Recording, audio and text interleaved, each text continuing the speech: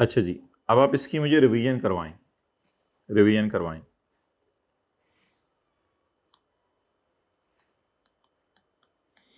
On 1 जनवरी 2012, इसको note नहीं करना, बस तस्वीर खींच लीजिएगा। Subsidiary started research and development, subsidiary ने रिसर्च एंड डेवलपमेंट स्टार्ट की। Parent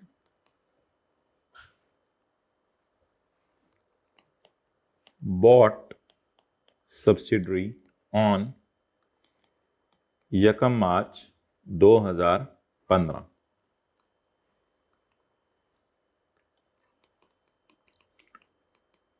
till acquisition subsidiary incurred rupees 70 million and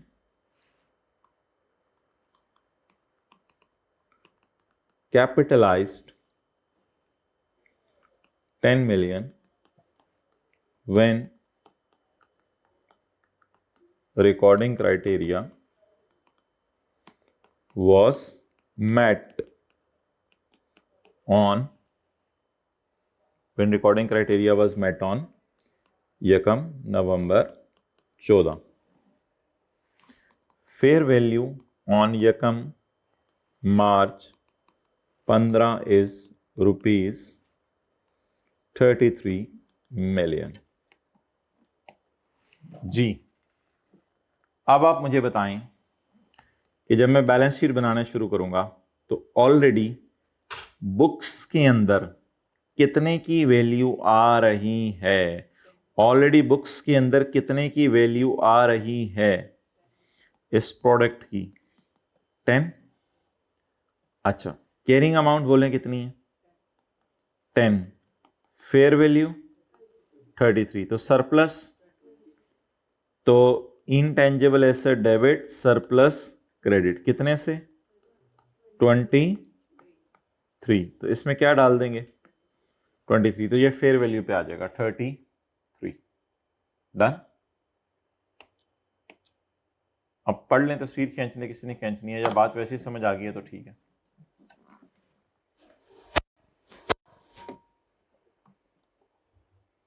चलिए 1 मिनट दे रहा हूं, अगर किसी ने नोट करना है तो। 12:06 पर हम शुरू करते हैं।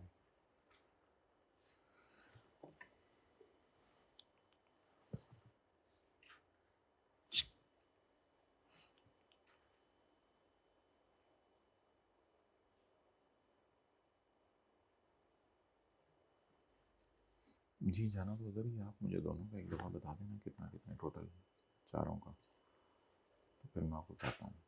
और वो जो लेंगे उसका कितना काटेंगे तो बाद में बता दें।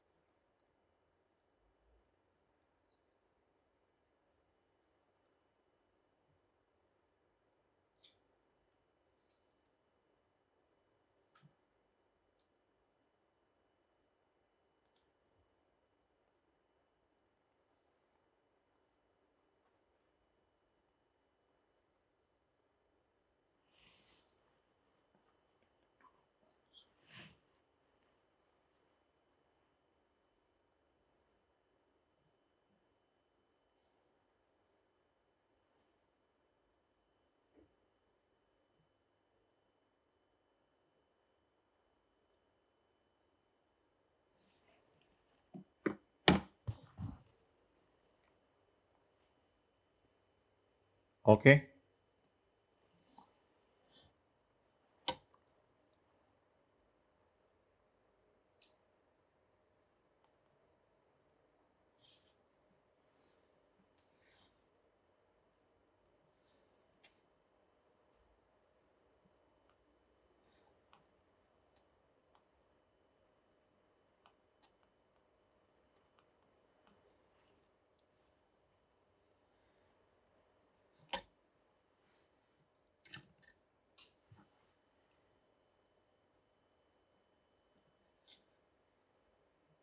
अच्छा, अब जब ये हम कंसोलिडेशन रिवाइज करेंगे ना, तो ये चीज़ें नेट एसेट्स, सरप्लस और बुक वैल्यू, ये सारी चीज़ें इंशाल्लाह बहुत अच्छे तरीके से और रिवाइज हो जाएंगी हमारी। तो इस एरिया पे ना थोड़ा, अब हम मैं करा ये एरिया इस वजह से रहा हूँ कि आपको पता है कि अब हम वो लीज शुरू नहीं करना चाह रहे थे, तो इस एरिया पे ज़्यादा फोकस हमारा किस में होगा, कंसोलिडेशन में। वो तो फिर आप ये आगे तो बस आगे आगे तो आपको समझ आ ही गया था सवाल ये वाला, तो इसमें भी थोड़ा थोड़ा अल्लाह का शुक्र है 70-80% तो समझ आना ही लग गया। अच्छा, अब इस सवाल को कल करेंगे इंशाल्लाह, क्वेश्चन नंबर 20 को, और क्वेश्चन नंबर 19 हो गया हमारा, 18 हो गया हमारा, 17 हो गया। लेटेस्ट टाइम का आप लोग कह रहे हैं वैसे ही आसान है, तो क्वेश्चन 14 ये ऐसे ही बीच में स्क्रैप्स हैं। क्वेश्चन 11 निकालें my dear.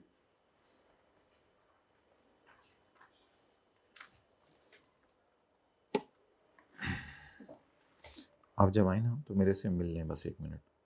On Yekam July 16, Sunshine Limited acquired 4 licenses, namely A, B, C and D. मिटाना है for a period of 10 years. The following information is available in respect of these licenses. Past paper question 11. In respect of these licenses, cost of licenses 200 million, 230 million, 60 million. My dear, कितने साल के लिए खरीदा है original legal life? 10 years. Expected period of cash generation 12, indefinite 6 and 12.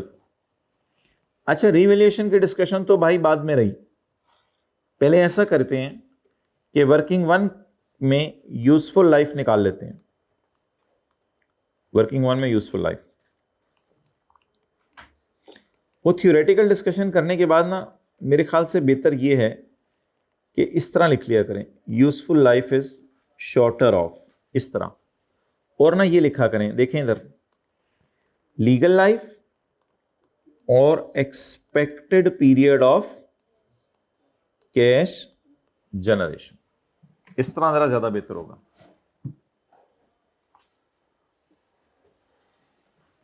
Done, heading देना working 1, आप शुरू करें, पहला सफा छोड़ दें।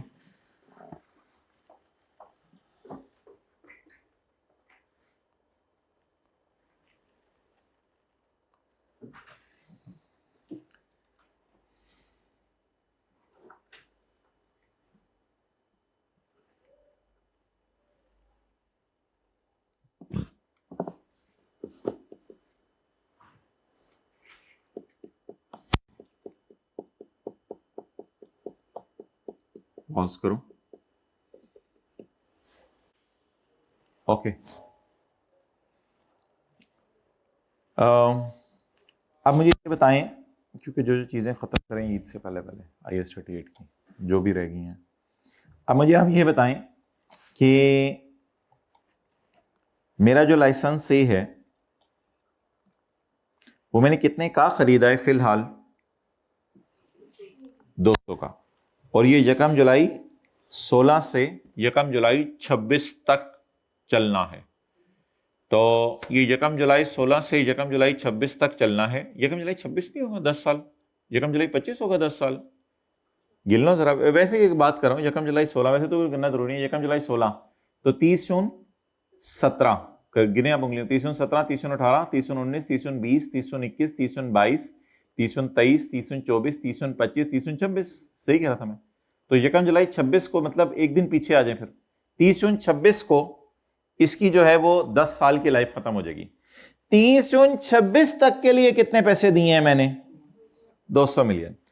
अब अगर मैं रिन्यूअल करवा लूं तो ये मुझे 5 साल और साथ दे जाएगा, मतलब 30 जून 27, 28, 29 और 30 और 31, 27, 28, 29, 30, 31। ये तो वैसे ही आपको थोड़ा लॉजिक की बात कर रहा हूं, 30 जून 31 तक ये हमारा साथ दे जाएगा 5 साल। अच्छा, मुझे ये बताएं, अगर ये साथ दे के जाएगा 5 साल तो रिन्यूअल कितने पे होनी है? 65। अब ये 65 मिनिमल नहीं है, मिनिमल होता है बिल्कुल ही थोड़ा इसके सामने, ये मिनिमल नहीं है। अब मुझे बताएं, मैं लीगल लाइफ 10 +5 लूं या +5 को क्रॉस कर दूं, +5 को क्रॉस कर दूं, तो लीगल लाइफ क्या बनी 10 और expected period of cash generation 12।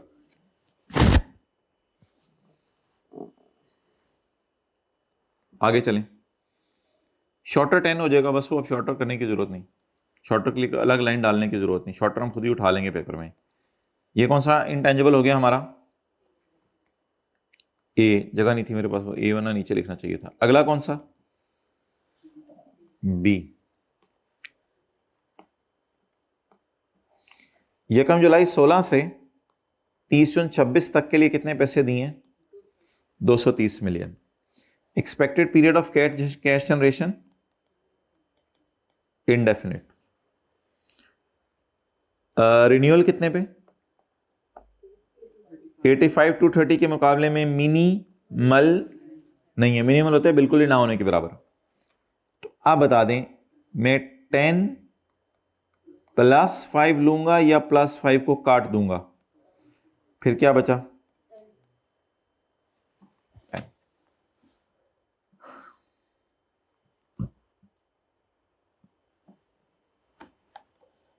GC बोले, अभी लिख तो लेना 10 + 5, फिर देखते हैं क्या करना है।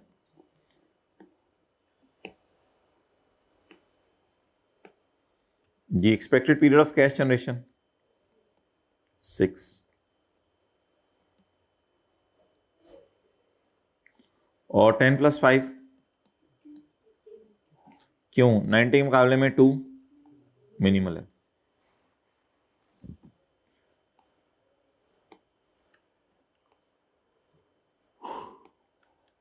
डी की तरफ आ जाए, 60 के मुकाबले में 1 मिनिमल है।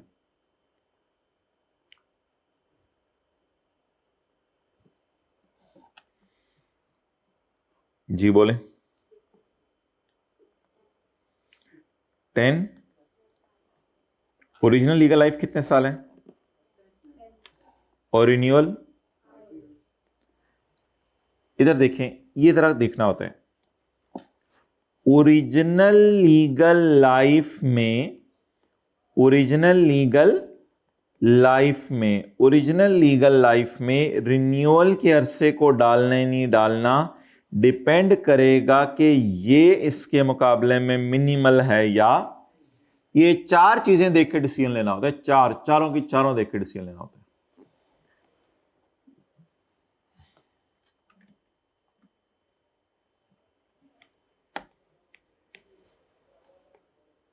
ओरिजिनल लीगल लाइफ में रिन्यूअल डालना नहीं डालना ये डिपेंड करेगा कि ₹1 60 के मुकाबले में ना होने के बराबर हो, तो फिर डाल देंगे।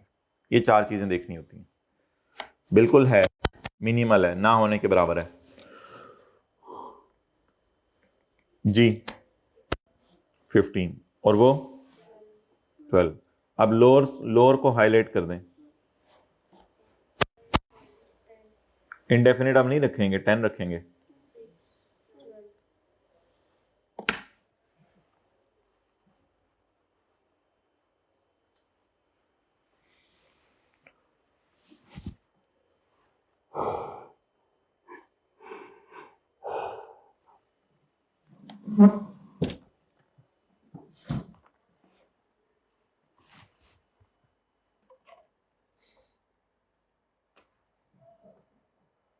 नोट कर ली वर्किंग वन।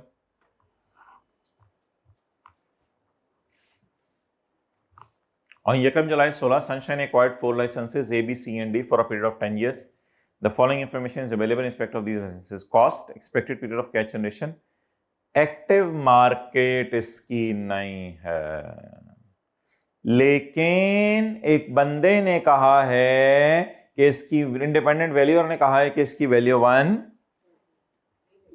एक्टिव मार्केट जिसके ना हो उसको रिवैल्यू नहीं किया जा सकता, इसलिए इसको किस पे रखेंगे, कॉस्ट मॉडल पे, इसको कॉस्ट मॉडल पे रखेंगे। इनकी एक्टिव मार्केट अवेलेबल है, इसलिए इसको किसके ऊपर रखेंगे, रिवैल्यूड अमाउंट पे। Determine the amount that should be recorded in balance sheet and P and L, balance sheet और पी एंड एल में क्या जाना है। चलें जी शुरू करें।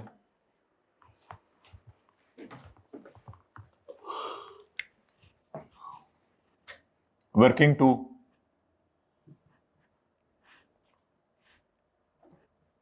पहले डेट डाला करें, फिर डाला करें डिस्क्रिप्शन, फिर डाला करें एसेट का नाम, फिर डाला करें उसके ऊपर रिवैल्यूएशन सरप्लस, फिर डाला करें पी एंड एल। अब तो पिछले सवाल के लाइसेंस की तरह ओपनिंग वैल्यूज नहीं दी हुई, अब तो पहले दिन से कॉस्ट दी हुई है। So what is the date of purchase? यकम जुलाई 16। So what is the cost of license A? I'm supposed to do 4 workings. So let's start with license A. The cost is 200.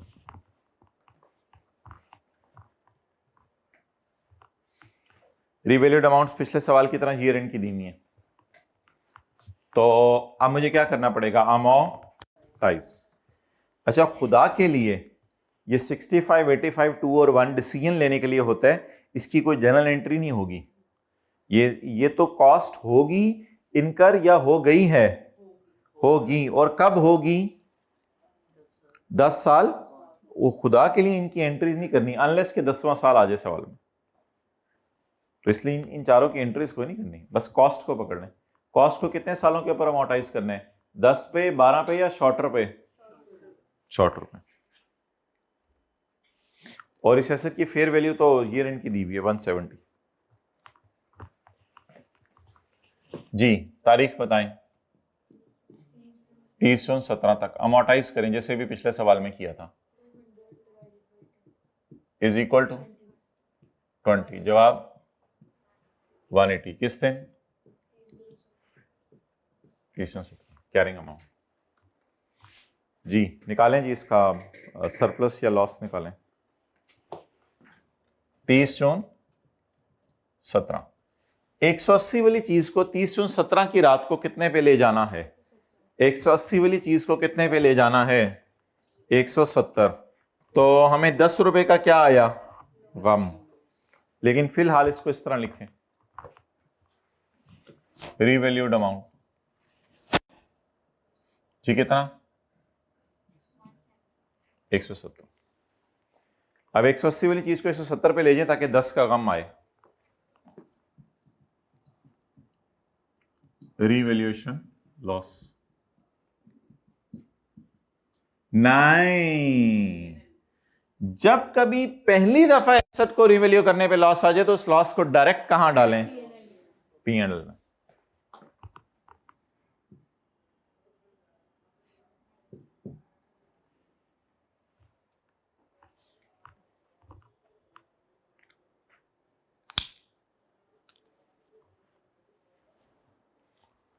अच्छा, वर्किंग 3, 4 और 5 आप खुद कर लें लाइसेंस बी, सी और D के लिए। वीडियो को पॉज कर दें 2-3 मिनट के लिए, इतनी देर में बाकी की वर्किंग्स कर।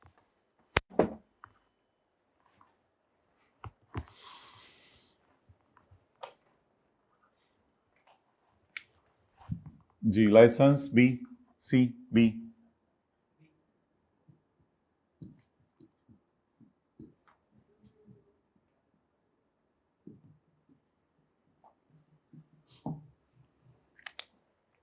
जी कॉस्ट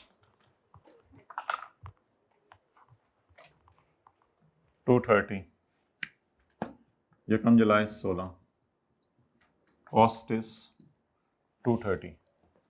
जी 30 जून 17। अमोर्टाइजेशन 230 डिवाइडेड बाय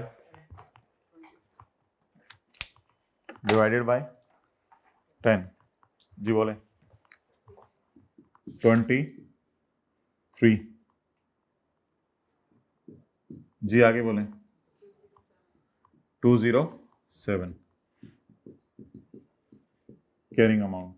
जी रिवैल्यूड अमाउंट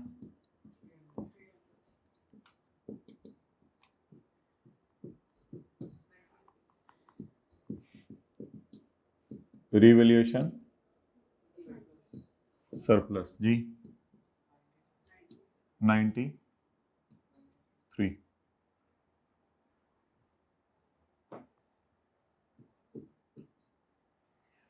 अच्छा, अब ये जरा याद रखिएगा कि ये नहीं है कि एक लाइसेंस पे सरप्लस आ रहा है, दूसरे लाइसेंस पे लॉस आ रहा है, तो इनको नेट करके शो होगा, ऐसा कोई तस्वुर नहीं है। इस देखिए मैं ये क्या बात कर रहा हूं, अगर एक लाइसेंस के ऊपर लॉस आ रहा है और दूसरे लाइसेंस के ऊपर सरप्लस आ रहा है तो ये नहीं कि नेट करें ये अलग से P&L में जाएगा, ये अलग से OCI में जाएगा। Okay, licence number C, working 2, 3, 4।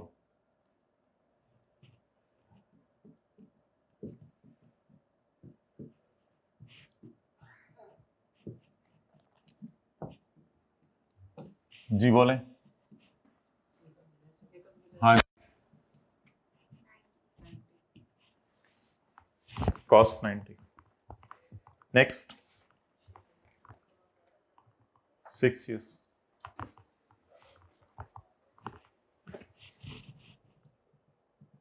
जी 30/17 अमोर्टाइजेशन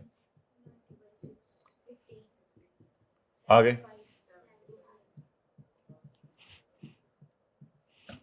75 जी रीवैल्यूड अमाउंट 75 वाली चीज को किस पे लेके जाना है, तो 10 का क्या आ गया लॉस, बल्कि इधर लिख के इधर लिखना चाहिए था 30 वर्किंग नंबर 5। बुक वैल्यू तो निकाल लेने दो, तो उधर यूज हो जानी है, डेप्रिशिएट तो करने दो, मोटाइज तो करने दो, नालेमो डेट डेप्रिशिएट भी नहीं करने दे रहे, बस आगे सरप्लस और P&L का कॉलम ना डालें जी। कॉस्ट अब उधर जाके जो मेहनत करनी है इधर कर लें सारी, 30/17 डिवाइडेड बाय 55।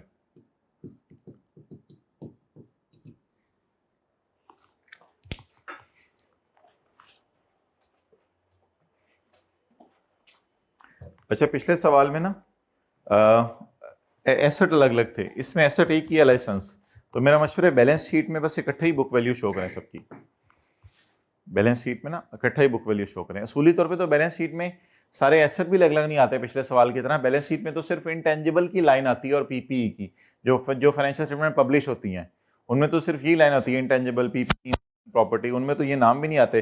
लेकिन पिछले सवाल ने बैलेंस शीट मांग ली थी, इसलिए हमने इंटेंजिबल्स को भी फेस पे अलग अलग शो कर दिया था। लेकिन लाइसेंस इन एनी केस अलग अलग शो ना कीजिएगा, बैलेंस शीट फेस पे के लाइसेंस है, लाइसेंस बी, लाइसेंस सी, इस तरह अलग अलग शो करने की जरूरत नहीं है, बस लाइसेंस जी। अब क्या मांगी हुई है उसने, बता देना। P&L और SOCI में P&L भी जाता है और OCI भी जाती है, लेकिन उसने सिर्फ क्या मांगा हुआ है P&L, उसने OCI नहीं मांगा हुआ। लेकिन मैं बनाऊंगा और बना के फिर काट दूंगा, क्योंकि बच्चे क्लास के बाद अक्सर पूछते हैं कि इसमें OCI क्यों नहीं शो किया था आपने। और बैलेंस शीट, चलें जी, बैलेंस शीट के अंदर क्या जाना है, non current assets, non current assets में क्या इंटेंजिबल, इंटेंजिबल में क्या लाइसेंस, बताएं जी पकड़ें। 1 प्लस 300 प्लस 55 60 देगा वही होगा, अमोर्टाइज तो करना ना जी। जी इसमें क्या गलती की थी यहां तक आप लोगों ने कोई, 590। अच्छा जी, P&L में अमोर्टाइजेशन और revaluation loss ji. Amortisation 20, 23, 15, 5, 20, 23, 15, 5, 63।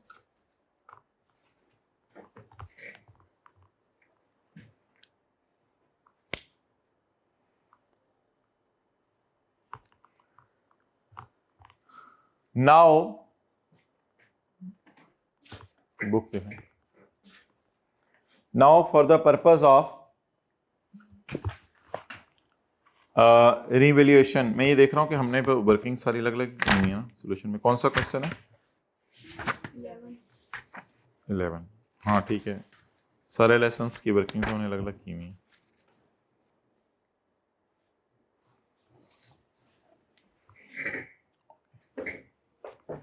For the purpose of revaluation IAS 12 में हम सीखेंगे, हम जनरल एंट्री करके पोस्ट किया करेंगे। जनरल एंट्री करके जरा पोस्टिंग आसान हो जाती है। जनरल एंट्री करके पोस्टिंग किया करेंगे। आप लोगों ने यहां पे उंगली रखनी है, यहां पे उंगली रखनी है और यहां पे उंगली रखनी है। ये 3 जनरल एंट्रीज बतानी है, क्योंकि कुछ चीजें होती हैं जिसमें एरर का चांस होता है, कुछ चीजें होती हैं जिसमें एरर का चांस नहीं होता। कैरी डाउन उठाने में एरर का चांस नहीं है कि आप लोग गलती करेंगे, अमोर्टाइजेशन उठाने में एरर का चांस नहीं है, इसलिए मैंने जनरल एंट्रीज नहीं की, बोली भी नहीं मैंने मुंह से, क्योंकि मुझे पता है इसमें गलती का चांस नहीं है। रिवैल्यूएशन में गलती का चांस है, इसलिए जनरल एंट्री बोलें। जनरल एंट्री, वार्म अप की एंट्री बोलने की जरूरत नहीं है, हम कोई एसेट का नोट नहीं बना रहे। वार्म अप की एंट्री वो मैं कह रहा हूं कि अमोर्टाइजेशन पड़ी हुई है, कम्युलेटेड अमोर्टाइजेशन को एसेट अकाउंट में शिफ्ट करें और वो करें, वो करने की जरूरत नहीं। वो नोट बना रहे होते तो जरूर करते, अभी वो एंट्री करने की जरूरत है। अभी सिंपल सा मुझे बताएं रिवैल्यूएशन की entry, licence credit P&L debit, licence credit. अब लाइसेंस क्रेडिट करने की जरूरत नहीं है, वो क्रेडिट करने के बाद ही आपने 170 उठाया हुआ है। मैं वैसे कह रहा हूं एंट्री बोले, licence credit and P&L debit. So let's record a revaluation loss of 10। सबर सबर, ये हो गया लाइसेंस ए का। अगली entry, licence debit surplus credit, licence debit surplus in OCI credit, revaluation surplus कितना? 93।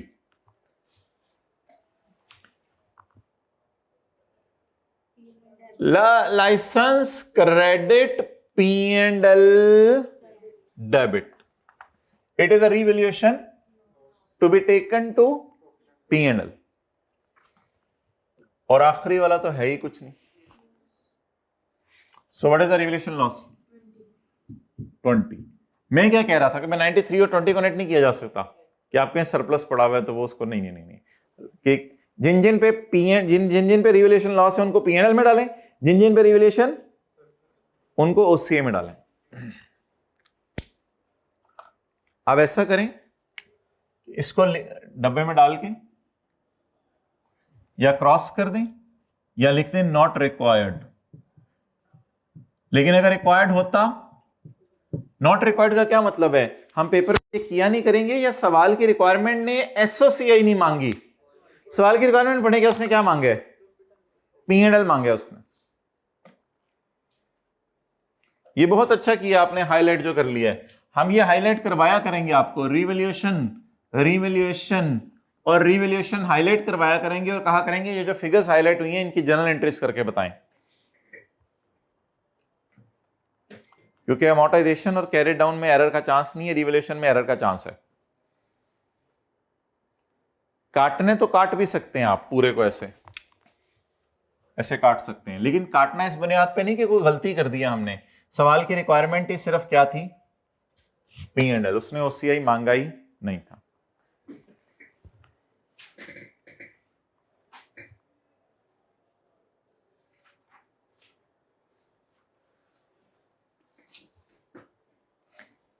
अच्छा एक चीज अब याद रखिएगा भाई, ये इंशाल्लाह आने वाले दिनों में रिवाइज होगी। रिवैल्यूएशंस OCI का जो सरप्लस है, रिवैल्यूएशन सरप्लस, उसका कैरी डाउन बैलेंस शीट में भी जाता है।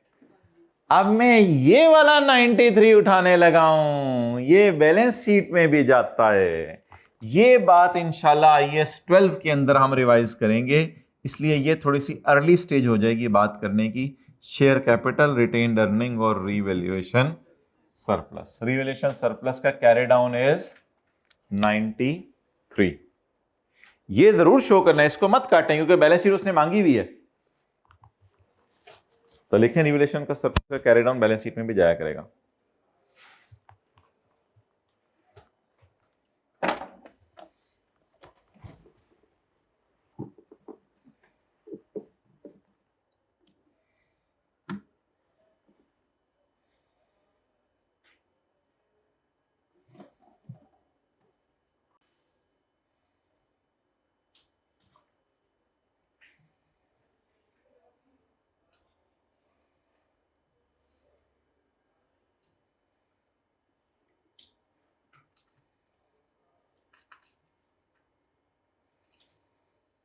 अच्छा, ये 28 होगा ना मेरे ख्याल से।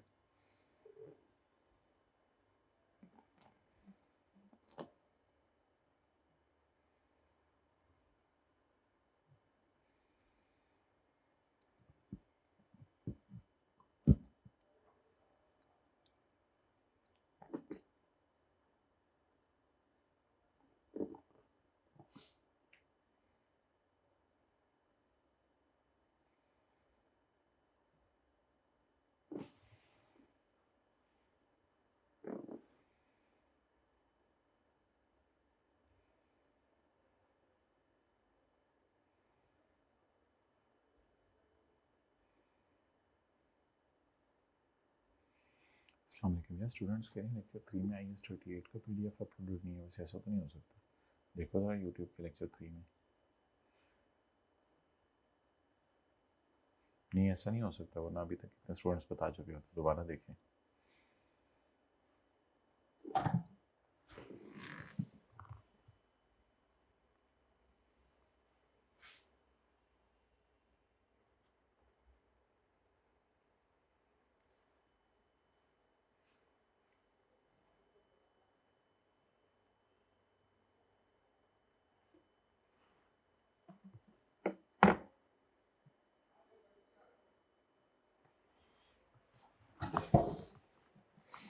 चलें जी,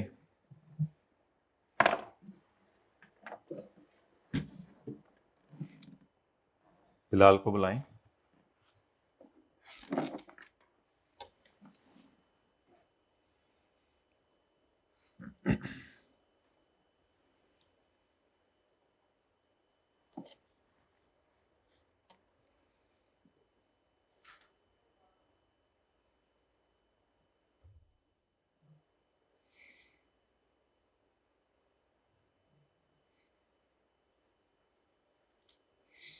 वो जो हम थ्योरेटिकल डिस्कशन कर रहे थे वो निकालें कल वाली।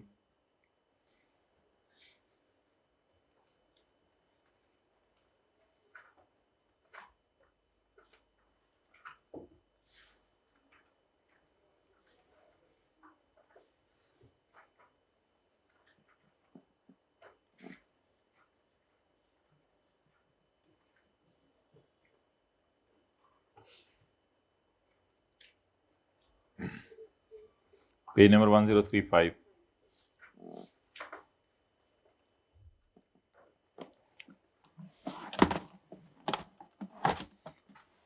intangibles with a finite useful life। कोशिश की है वैसे मैंने बीच बीच में अंडरलाइन करने की मेन बातें। The depreciable amount of an intangible assets, लो जी पूरे शीट ही साड़ी ले गए। The depreciable amount of intangible assets will, with a finite useful life, shall be allocated on a systematic basis over its useful life. Amortization shall begin when the asset is available for use. तो अगर available for use है और आपने use करना शुरू नहीं किया तो भी इसको बताएं जी। अवेलेबल फॉर यूज है लेकिन आपने यूज करना नहीं शुरू किया तो भी आप इसको अमोर्टाइज कर देंगे। ये लेटेस्ट वाली किताब है ये जो आपके पास है, इसके हिस्से करवा लिए। Okay, that is when it is in the location and condition necessary for it of capable of operating in the manner intended by management।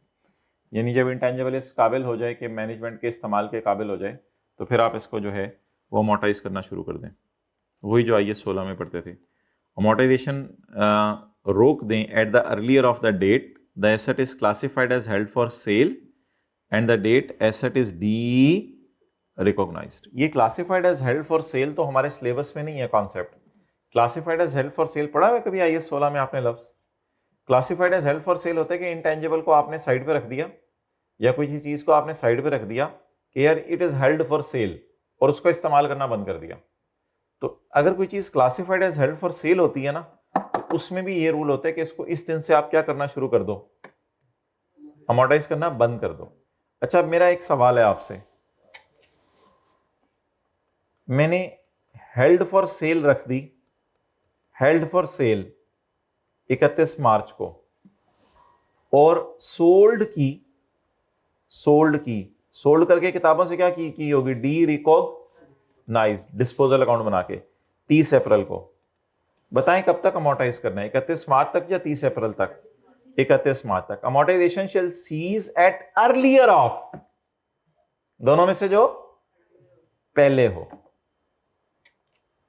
तो इस सवाल का जवाब क्या हुआ? अमोर्टाइज टिल 31 मार्च।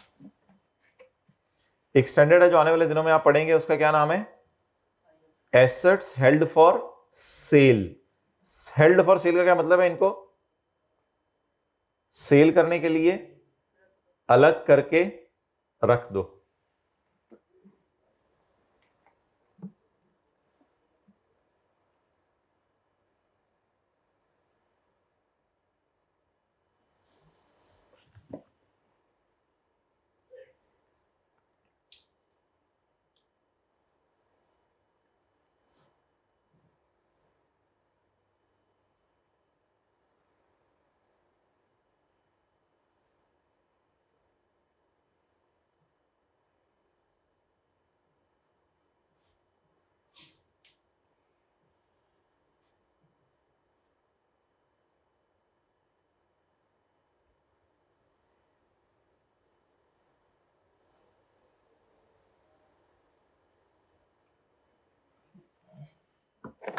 ओके, अमोर्टाइज कब से करना शुरू करना है? जब से अवेलेबल फॉर यूज हो।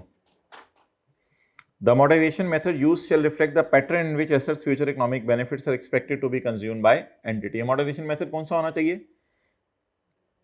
जिसमें वो रिफ्लेक्ट करे वो पैटर्न जिससे एसेट को फायदा, जिससे एसेट का फायदा आना है। The amortization method shall reflect the pattern in which assets economic benefits are expected to be consumed by entity. Straight line पे आना तो स्ट्रेट लाइन पे कर दें, कोई और मेथड है तो उस पे कर दें। If that pattern cannot be known, the straight line method shall be used. amortization charge को हर साल हर कहां डालें? P&L में। लेकिन कभी कभी ऐसा भी हो सकता है कि आप एक इंटेंजिबल से अगला इंटेंजिबल बना रहे हैं। Unless this is or other standard permits to requires to be included in the carrying amount of an other asset. Unless कि आप एक एसेट से दूसरा एसेट बना रहे हैं, जैसे हम लैब इक्विपमेंट की डिप्रिसिएशन को डाला करते थे।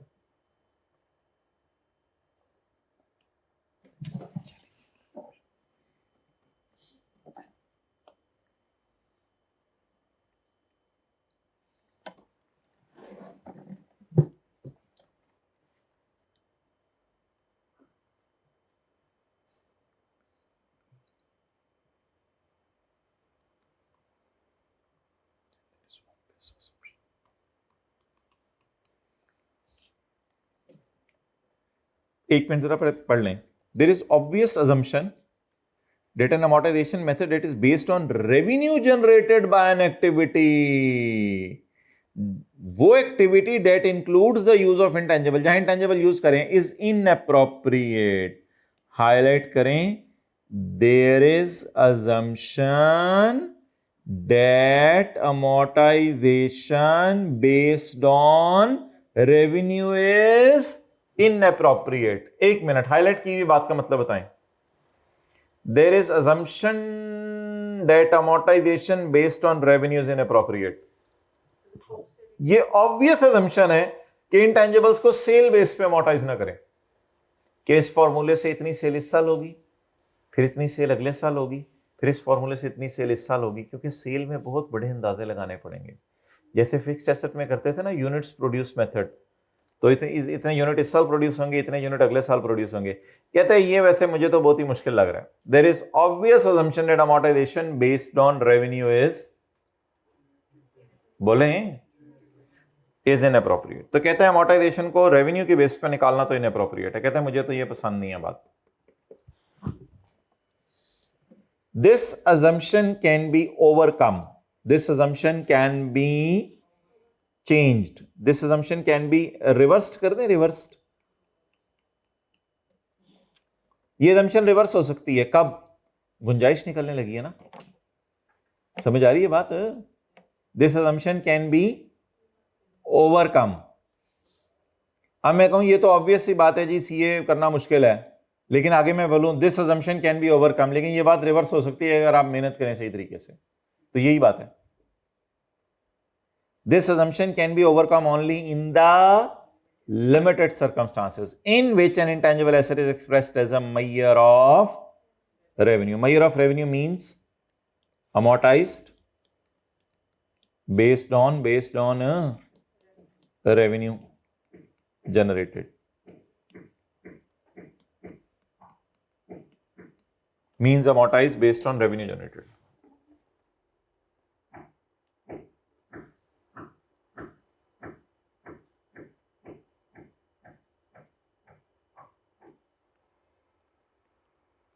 ओ भाई यार ये क्या किया था यार, ये तो मैंने उस दिन कहा था, ये तो यार नहीं सही है।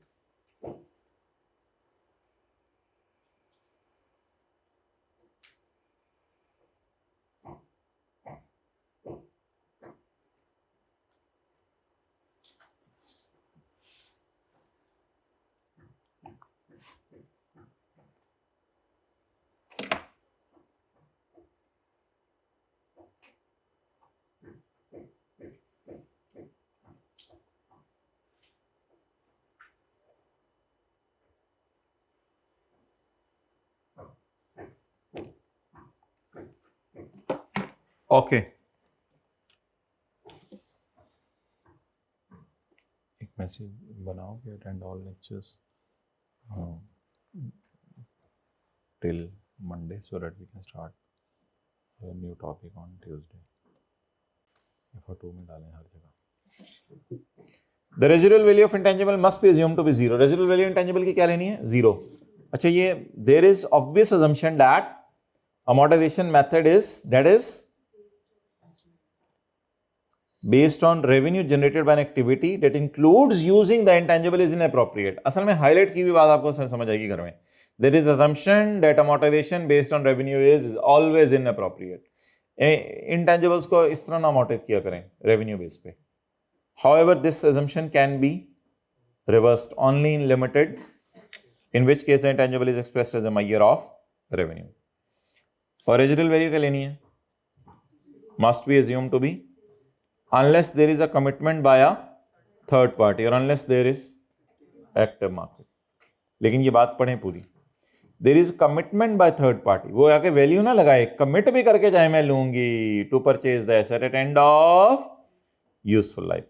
And there is active market for the asset. And the residual value can also be determined by reference to active market. अगर active market हो और वैल्यू ना पता चल रही है फिर क्या करना है? And the residual value can be determined by reference to active market.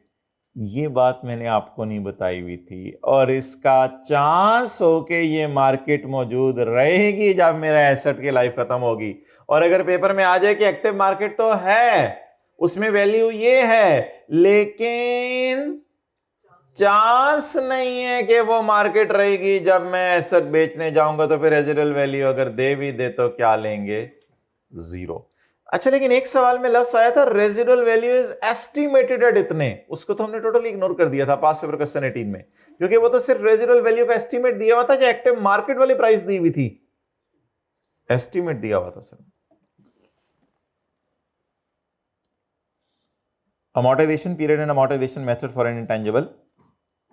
Amortisation period क्या होता है? 2 साल, 4 साल, 6 साल. अमोर्टाइजेशन मेथड क्या होता है? Straight line units produced or for intangible within finite useful life shall be reviewed at least at each financial year. हर साल के एंड पे इसको रिव्यू किया करें, ताकि ये डिस्कशन उसने फाइनेट लाइफ वाले में क्यों की है, रेजिडुअल वैल्यू वाली डिस्कशन? देखे ना, इसलिए कि फाइनाइट लाइफ में डिस्कशन होगी ना रेजिडुअल वैल्यू की. इनडेफिनेट की उसने ऊपर हेडिंग दी थी, इनडेफिनेट में ये डिस्कशन नहीं की, क्योंकि इनडेफिनेट ने तो अमोर्टाइज ही नहीं होना. सो इंटेंजिबल इनडेफिनेट ने अगर अमोर्टाइज ही नहीं होना तो फिर क्या टेंशन है?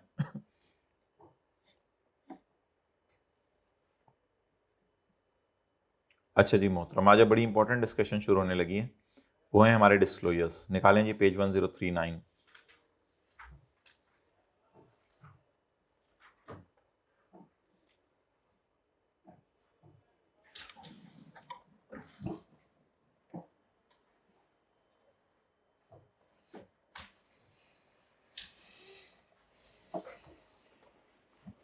Class of intangible assets.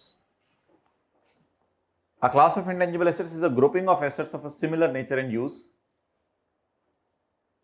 in an entity's operations. Examples of separate classes may be brand.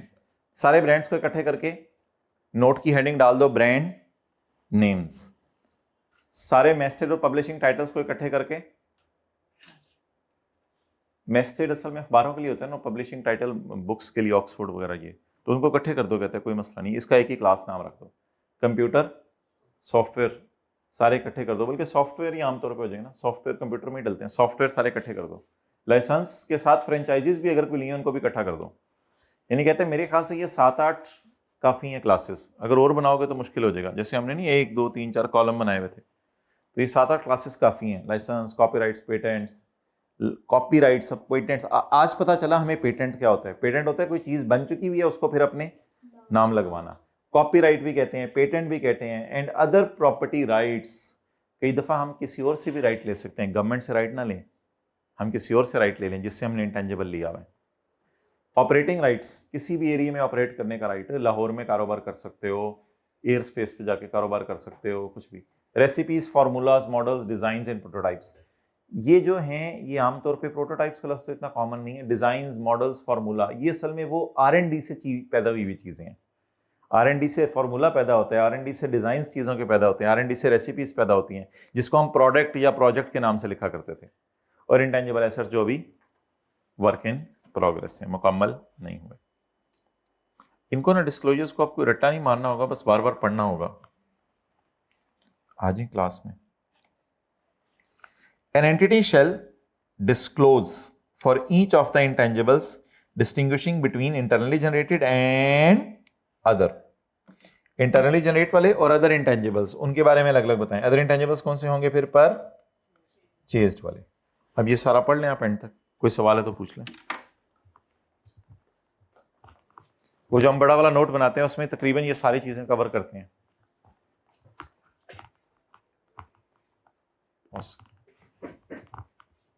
हाँ ये चीजें हैं भाई, इसको पढ़ना है, आप इसको पढ़ लिया करें। हाँ जी, इसको क्वेश्चन कैसे आएगा? मे बी इन MCQ के अंदर कोई बात आ जाए और मे बी डिस्क्रिप्टिव फॉर्म में आ जाए, डिस्कस करते रहेंगे हम। वेदर यूजफुल लाइफ और डेफिनेट और finite, and if finite the useful life और द अमोर्टाइजेशन रेट्स यूज्ड। ये सारा वो नोट की दुम में हम बता देते होते हैं कि फाइनाइट है या इंडेफिनेट है, वो नीचे आ जाता है। तो सॉर्ट ऑफ किसी तरह कवर हो रही हैं चीजें, जो ना कवर हो रही हैं वो मैं बताऊंगा। द अमोर्टाइजेशन मेथड यूज, वो भी नीचे बताते होते हैं। अमोर्टाइजेशन मेथड यूज डिस्क्लोज करना होता है, यूजर्स को बताएं, वो डब्बे में हमने नीचे डाल के बताया था आज। Gross carrying amount and accumulated amortisation aggregated with accumulated impairment at beginning and and, वही तो नोट बनता है सारा। The line items of P&L in which the amortization is included। P&L के किन लाइन आइटम्स के अंदर अमोर्टाइजेशन इंक्लूड है? P&L के किन लाइन आइटम्स के अंदर अमोर्टाइजेशन इंक्लूड है, ये हमें बताओ। ये मोहतरम हम आपने देखी होंगी पब्लिश्ड फाइनेंशियल स्टेटमेंट्स, शायद आपको दिखाई गई हों FR1 में। कोई दिखाई गई थी? FR1 में दिखाई जाती हैं।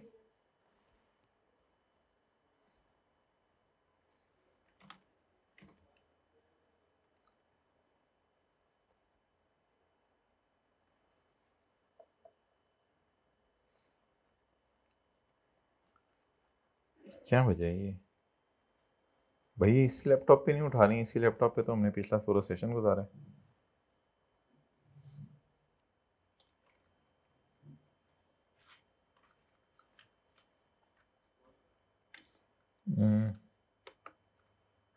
नहीं ठहरो,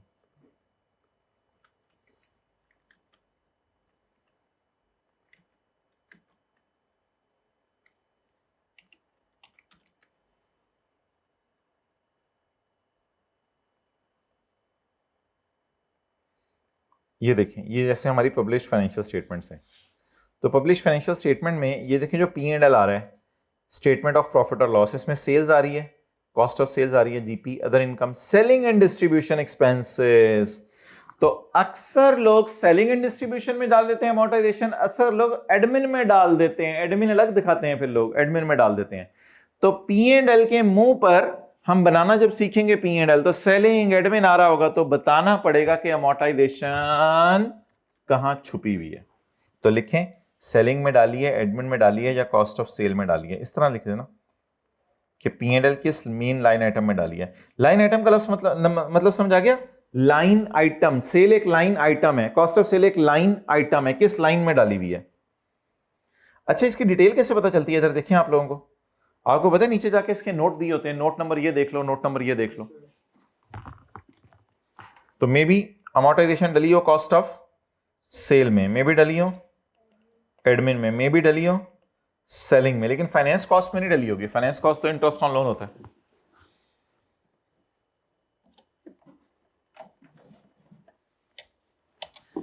रिकॉन्सिलिएशन, रिकॉन्सिलिएशन तो हम बनाते हैं। रिकॉन्सिलिएशन में क्या क्या आता है? Additions indicating separately those from and those acquired through business combination. तीन ही हेडिंग्स हमने बनाई थी, सेपरेटली परचेज्ड, इंटरनली जनरेटेड और बिजनेस कॉम्बिनेशन। डिस्पोजल दिखानी है, इंक्रीज और डिक्रीज फ्रॉम रिवैल्यूएशन, सरप्लस और इंपेयरमेंट लॉस और रिवर्स्ड। अमोर्टाइजेशन दिखानी है। एक्सचेंज डिफरेंसेस तो हमारे स्कोप में सच कोई नहीं है इधर, इसको छोड़ें। And other changes in the carrying amount during the period. Disclosure under certain circumstances.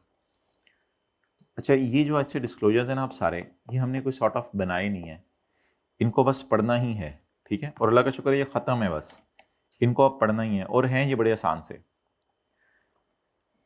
मैं ये फिक्रा पढ़ता हूं, एक उर्दू मैं बनाता हूं, आप एक फिक्रा पढ़ें, एक उर्दू आप बनाएं।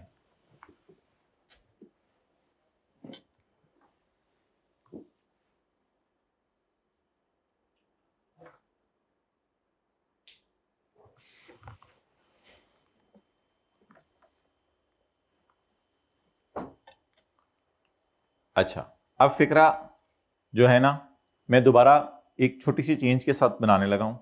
अब फिक्रा पढ़ें।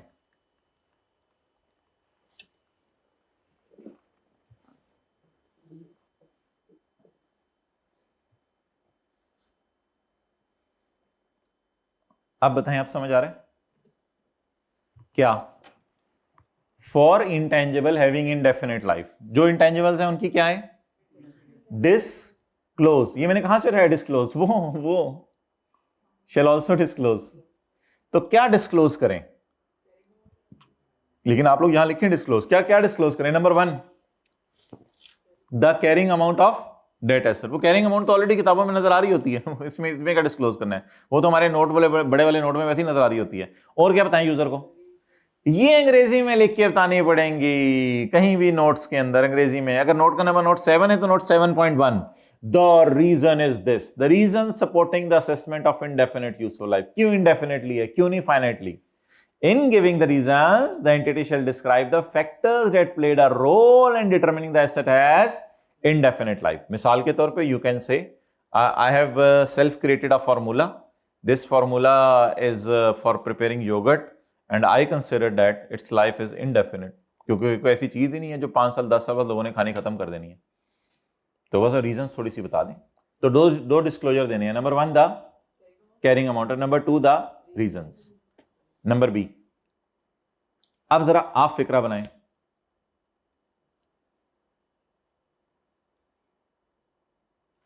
अच्छा, इसमें डिस्क्लोज का लफ्ज कहां डालूं? इसमें डिस्क्लोज का लफ्ज शुरू में डाल दूं, क्योंकि इसमें इसने डिस्क्लोज करने वाली चीजें शुरू में बताई हैं। डिस्क्लोज, डिस्क्रिप्शन, आगे बोलें, आगे बोलें। नहीं, कैरिंग अमाउंट नहीं ना, बोलो डिस्क्लोज कैरिंग अमाउंट, आगे बोलें। Disclose remaining amortization period. किसका भाई? ओ बोलो। Of any individual intangible asset that is material to the entity's financial statement. मिसाल के तौर पे हमारे पास टोटल इंटेंजिबल एसेट्स पड़े हुए हैं 10 करोड़ के, उसमें से कोई एक इंटेंजिबल 8 करोड़ का है, तो ये सिग्निफिकेंट हो गया। तो क्या क्या बताएं इसके बारे में? डिस्क्रिप्शन, पूरा नाम वगैरह, क्या है एसेट, क्या नेचर है, क्या भला है ये, डिस्क्रिप्शन, थोड़ा सा जरा डिटेल में डिस्क्रिप्शन बताएं उसकी। और कैरिंग अमाउंट और रिमेनिंग अमोर्टाइजेशन पीरियड तो नॉर्मली आ रहा होता है, रिमेनिंग बताना है, टोटल नहीं बताना, रिमेनिंग भी बताना है। एक तो होता है ना टोटल लाइफ 10 साल है, एक होता है रिमेनिंग लाइफ, हर साल रिमेनिंग लाइफ इसकी बताएं। ये सिर्फ किस एसेट की बतानी है यूजर्स को? जो कोई बड़ा एसेट है हमारा, हमारे 10 करोड़ के टोटल इंटेंजिबल्स हैं, कोई एक कोई बन रही है, वैसे कोई एक की जगह उल्टा हमने लिख दिया, कोई एक उसमें से 8 करोड़ के, तो बताएं यूजर्स को।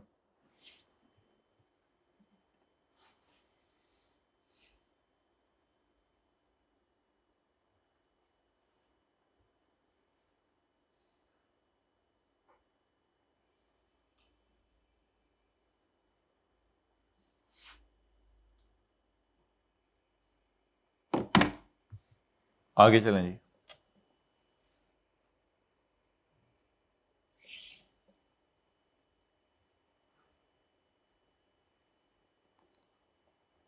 For intangibles acquired by way of government grant initially recognised at fair value, अब डिस्क्लोज का लफ्ज कहां डालूं?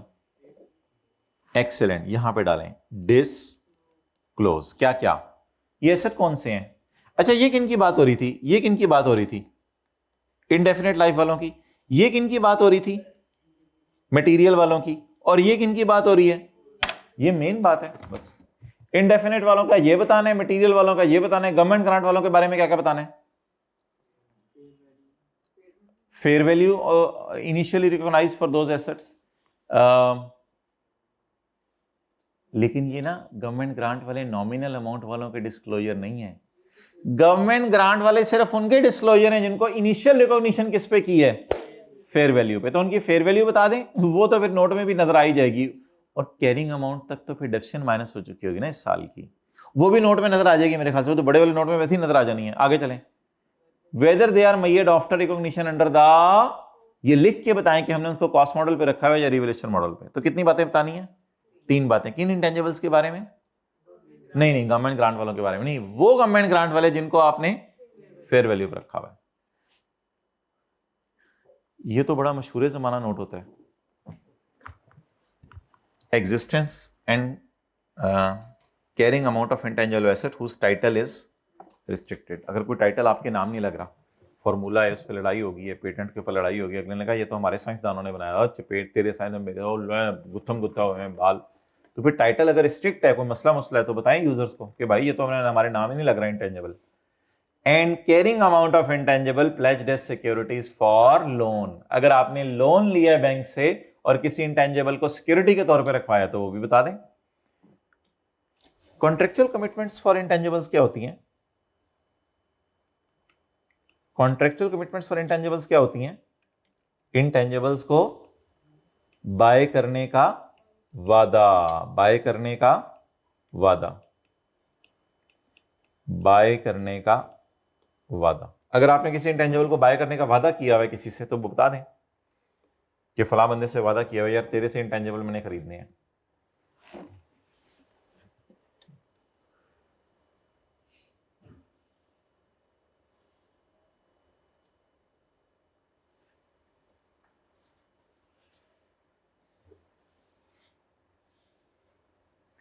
नहीं बिलाल, पहले मुझे मैसेज दिखाया करो, लेक्चर 1 से लेके ये तक मंडे को इस तारीख तक कर लें, ताकि आप ट्यूसडे को इस तारीख से आप अगले टॉपिक से इस तरह पूरा बनाए ना, मुझे दिखाया करें पहले। डन जी।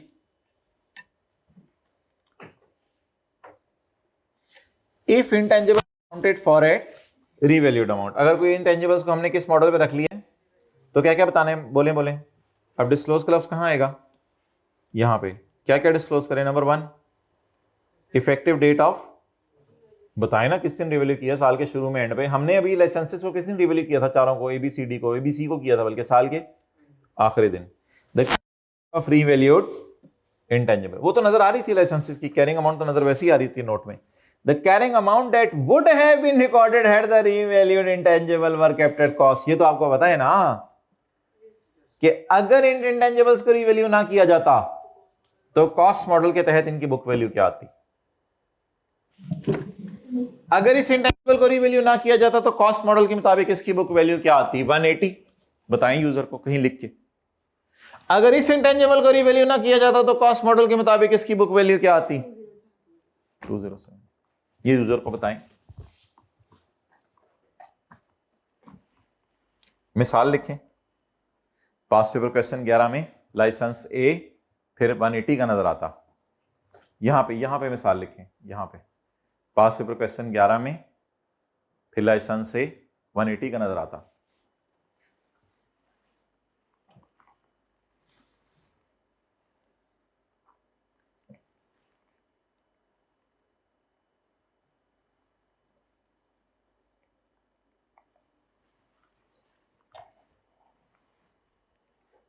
अच्छा जी, सरप्लस की मूवमेंट बनाते थे आप लोग? रिवैल्यूएशन सरप्लस की मूवमेंट पास पेपर क्वेश्चन 11 की बनवाएं। पास पेपर क्वेश्चन 11 की ओपनिंग सरप्लस 0, आगे क्या लिखते थे? एडिशन लिखते थे, क्या लिखते थे? अरोज। अरोज कितना? ओ यार मुझे फिगर याद है, पता नहीं आप लोगों को फिगर ही नहीं याद है। 93। अरोज कितना surplus? Transfer to retained earning नहीं, क्योंकि ईयर एंड पे डेप्रिशिएट नहीं हुआ ना, दोबारा डेप्रिशिएट फिर होता तो ट्रांसफर टू रिटेन्ड अर्निंग 0, तो कैरी डाउन ये वाला sir. Surplus that relate to intangible at beginning कितने? 0, एंड पे कितने? Indicating the change during the year and any restriction on distribution of balance. ये तो आमतौर पे शेयर होल्डर्स को बांटा नहीं जाता। अगर कोई रिस्ट्रिक्शन लगाई भी है आपने कि शेयर होल्डर्स को बांटना नहीं बांटना, तो क्या करें? ये हम कंपनी लॉ में पढ़ेंगे। कंपनी लॉ का थोड़ा सा पोर्शन हमारे सिलेबस में भी है कि सरप्लस शेयर होल्डर्स को बांटा जा सकता है या नहीं।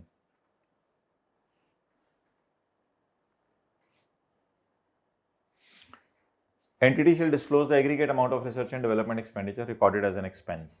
फिर ये कौन सी वाली डेवलपमेंट होगी? कहते हैं मुझे कहीं बता देना कि रिसर्च कितनी है, डेवलपमेंट कितनी है, क्योंकि बैलेंस शीट में नजर नहीं आती मुझे। ये बुरी वाली, excellent. Research and development expenditure comprise all expenditure directly attributable to research and development activities. इसमें क्या है?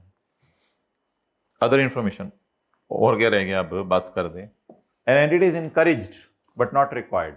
लो जी, ये वाले डिस्क्लोजर्स ऑप्शनल है, वो सारे डिस्क्लोजर मैंडेटरी थे। वाहिद 2 डिस्क्लोजर हैं ये ऑप्शनल है। पता नहीं आप लोगों ने FR1 में कोई ऑप्शनल डिस्क्लोजर्स पढ़े हैं या नहीं। डिस्क्लोजर्स ऑप्शनल भी होते हैं मेरे भाई, मर्जी आपके देने हैं, दे नहीं देने ना दें। नंबर 1, फुली अमोर्टाइज इंटेंजिबल्स बता दें कि फुली अमोर्टाइज हो गए हैं, लेकिन अब यूज तो हो रहे हैं, लेकिन वो पिछले साल ही अमोर्टाइज हो गए थे, लेकिन जब हमने अमोर्टाइज फुली हो गए तो हमने देखा अभी भी साथ दे रहे हैं, तो हम फिर चला रहे हैं फिर। तो description of any fully amortised intangible that is still in use. Description means disclose क्या करना है, किनका क्या डिस्क्लोज करना है, किनका क्या। इनडेफिनेट लाइफ वालों की कैरिंग अमाउंट और रीजंस, मटेरियल वालों की डिस्क्रिप्शन, कैरिंग अमाउंट और रिमेनिंग अमोर्टाइजेशन। गवर्नमेंट ग्रांट में जो फेयर वैल्यू वाले हैं उनकी 3 चीजें डिस्क्लोज करनी है। एग्जिस्टेंस, क्या इंटेंजिबल्स का टाइटल रिस्ट्रिक्ट हुआ हुआ है, और अगर हुआ हुआ है तो क्या कैरिंग अमाउंट है, कौन से वालों की जिनका टाइटल रिस्ट्रिक्ट हुआ हुआ है। तो डिस्क्लोजर में जिंदगी में याद रखिएगा किस चीज का क्या डिस्क्लोज करना है, ये बता रहा होता है। इधर बताएं जी, किस चीज का क्या डिस्क्लोज करना है, किस चीज को मुझे स्काई ब्लू से हाईलाइट कराएं, किस चीज को? फुली अमोर्टाइज्ड को। इसका क्या डिस्क्लोज करना है? डिस्क्रिप्शन बस, कि इसका नाम क्या है, और कुछ भी नहीं, कि कौन सा एसेट है जो फुली अमोर्टाइज हो गया। नीचे बताएं, description of significant intangible assets controlled by an entity but not recorded as asset because did not meet the recording criteria. वो कौन से एसेट होंगे जो रिकॉर्डिंग क्राइटेरिया मीट नहीं कर रहे होंगे? बुरी वाली डेवलपमेंट, बुरी डेवलपमेंट, वो आपके कंट्रोल में है, और इसको कब्जे में रखिएगा बुरी डेवलपमेंट को। यही आइंदा जाके जब आप काम शुरू करेंगे आगे, तो ये अच्छी डेवलपमेंट भी होनी है। बुरी डेवलपमेंट पे आपका कंट्रोल है या किसी और को इस्तेमाल करने देंगे? कंट्रोल है हमारा, ये ऑप्शनल है। A brief description of significant intangible controlled by entity but not recorded as intangible because they did not meet the. तो बुरी डेवलपमेंट पे आपका कंट्रोल जरूर है, तो उसको आप बताएं यूजर को मेरा कंट्रोल है। यही थे डिस्क्लोजर, बस आगे ना पढ़े आप। अच्छा, अब ये जो सॉर्ट ऑफ डिस्क्लोजर्स हैं, ये अगली क्लास के स्टार्ट में मुझे याद कराइएगा, हम इनको रिवाइज करेंगे। लेकिन हम देखते हैं एक एंटिटी है कोई हमारे पास, कीनिया की ये फाइनेंशियल स्टेटमेंट है किसी कंपनी की, तो इंटेंजिबल्स इसके कितने आ रहे हैं? इंटेंजिबल्स नजर आ रहे हैं इसके इंटेंजिबल्स? ओहो, इंटेंजिबल्स नजर ही नहीं आ रहे। तो इसके इंटेंजिबल के नोट्स में हम कहाँ से जाएंगे फिर? PP biological assets, right of use financial assets, जीवे से बिजनेस है, इसने इंटेंजिबल ही नहीं रखे हुए। पीपी का नोट कौन सा था?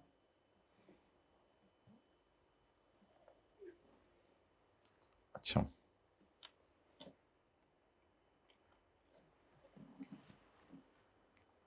पॉज करो।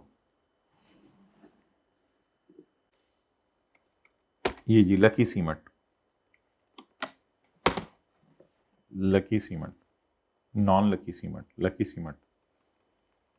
ये जी इसकी फाइनेंशियल स्टेटमेंट्स आ रही हैं। इसकी फाइनेंशियल स्टेटमेंट्स में इंटेंजिबल एसेट्स,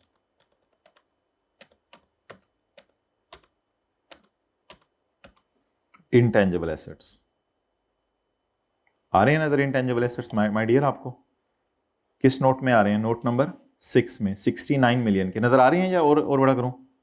नजर आ रहे हैं नजर। कितने मिलियन के इंटेंजिबल्स हैं इनके पास?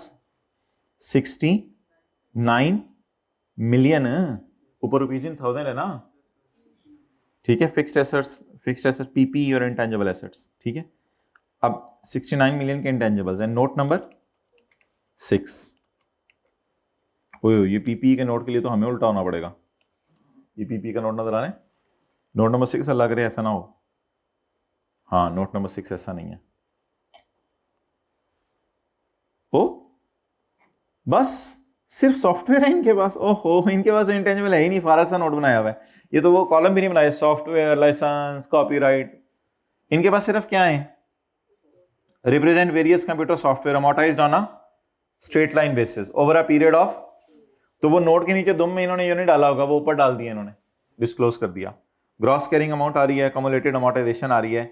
हाँ, अमोर्टाइजेशन जो हमने चार्ज की है for the year has been shown in इतने cost of sale, distribution and admin. Amortisation है कितनी? ये भी एक नोट बनाने का तरीका होता है, छोड़ो, इसने अजीब तरीके से नोट बनाया हुआ है। अमोर्टाइजेशन है कितनी? 43 में से कितनी डाली है कॉस्ट ऑफ सेल में, कितनी डिस्ट्रीब्यूशन में, कितनी ये समझ आ गया? वो जो मैंने कहा था लाइन आइटम बताने कहां कहां पड़ी हुई है, तो ये उन्होंने बताया कि इतनी इतनी यहां डाली हुई है। अब आई ने कभी ये डिस्क्लोजर हमसे बनवाया नहीं, लेकिन अगर बनवा दे तो इस तरह लिखाएंगे, अंग्रेजी की फॉर्म में लिखाएंगे कि इतनी अमोर्टाइजेशन यहां पड़ी हुई है, इतनी अमोर्टाइजेशन यहां पड़ी हुई है, इतनी यहां पड़ी हुई है। मिसाल के तौर पर इधर लाओ, मिसाल के तौर पर मैं कहूं लाइसेंस से फैक्ट्री में यूज हो रहा है, तो इसकी अमोर्टाइजेशन कॉस्ट ऑफ सेल में पड़ी, पता है ना आपको, फैक्ट्री में चीजें। और ये लाइसेंस यूज हो रहे हैं सेलिंग डिपार्टमेंट में, तो इनकी अमोर्टाइजेशन सेलिंग में डाल दें, लेकिन टोटल अमोर्टाइजेशन वही रहेगी 63। किन किन लाइन आइटम्स में डाला है, थोड़ा सा डिस्क्लोजर हमें नजर आया। अच्छा, इसके बाद बस ठीक है, लीव इट, काफी है, चलें छोड़ें, इंशाल्लाह कल मिलते। क्लोज कर दो भाई।